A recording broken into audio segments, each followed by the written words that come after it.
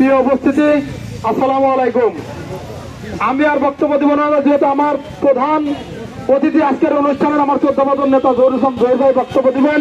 তবে আপনাদের প্রতি আমার শুধু একটাই উদাত্ত আহ্বান, আপনারা জানি যে 25 তারিখে বাংলাদেশের মাটিতে বিএনপির ভারপ্রাপ্ত চেয়ারম্যান দেশনায়ক তারেক রহমান আসছে। তিনি একটি সুন্দর বাংলাদেশ বিনির্মাণ করতে চায়।